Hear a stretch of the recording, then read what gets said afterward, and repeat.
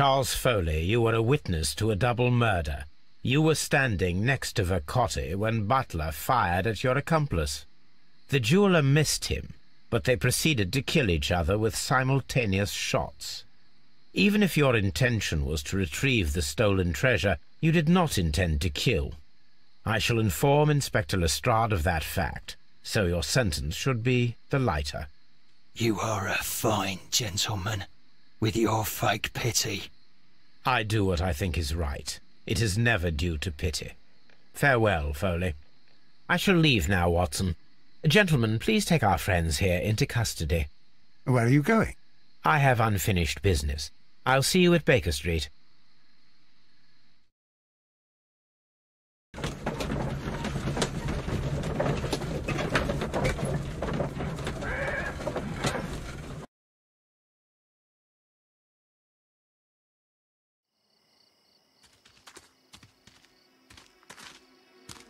Be careful with the lamps. Don't bring them too close to the barrels.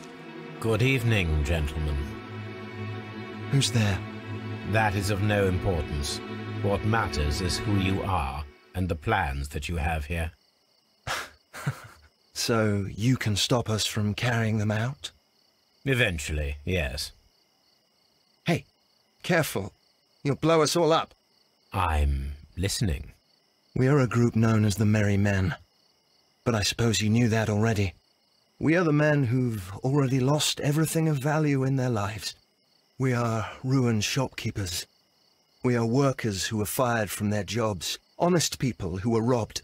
We were forced out from our homes and thrown onto the street, and all of this in the name of the so-called law. The laws that were set out by our government. The laws that make the commoners only more vulnerable and the wealthy more protected. We are not only from the British Empire. Some of us are from the New Lands, America, Australia, and we are many. But men we are still, and we are merry for that we stopped being afraid. For those powers that be had done their best to plant the fear inside our souls, and we accepted it so easily. The fear advised us to keep our heads bowed. It prevented us from fighting. Bankers and politicians, they own our lives, our work, our bread, and they push us to compete between each other, just to see who may serve them better. But in the end, they are the few, so they are weak. They are nothing without their titles. We should not fear them. Our so-called masters should fear us instead.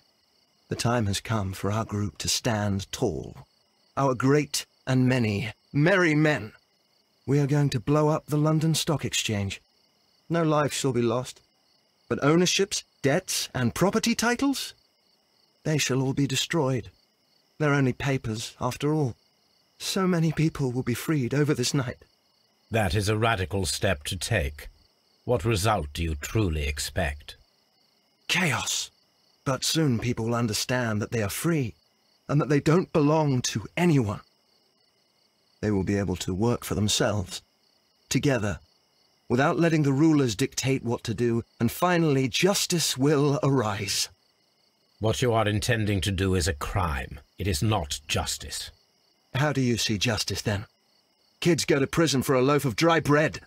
And how many lords do you see punished for stealing from their people, sending them to their deaths in mines or overseas to fight for land? Our masters wouldn't hear us. So now it's time to sing the song of the merry men. Will you let us do our duty?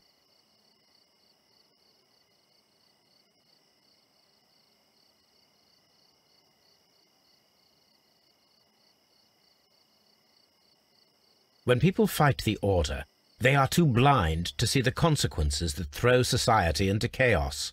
I shall stop your actions, but not you. Run. Now!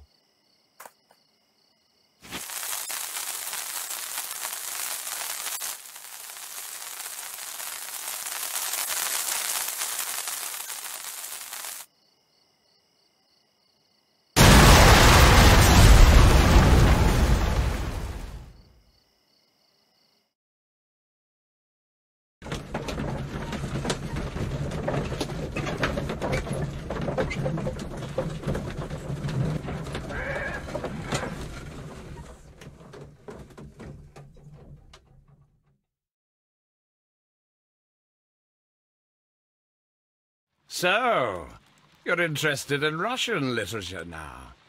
Quite, lately. It is an interesting book. I remember a few lines.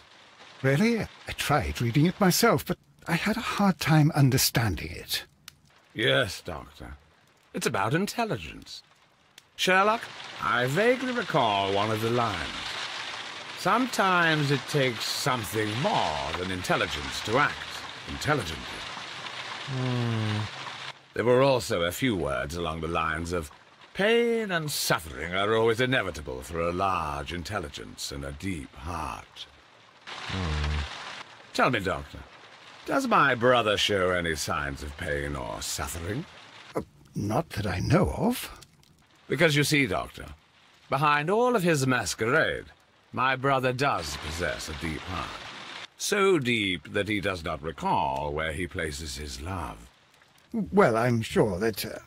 His love and his duty that, in the first place, should be directed towards the Empire. For without it, we would be nothing. A country filled with uncivilized men. And the Empire needs order and discipline. It has no room for chaos.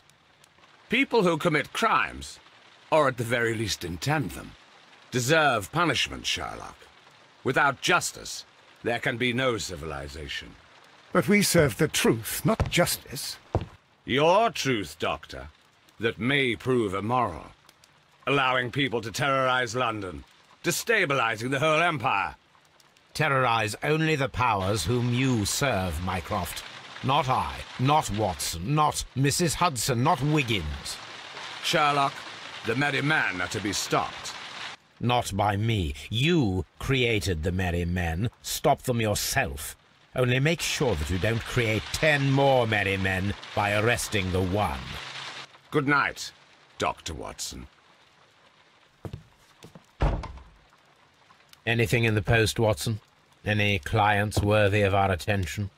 Only a second reminder from Mrs. Hudson about our new neighbour. She urges you to remove your... Oh, I don't care about that.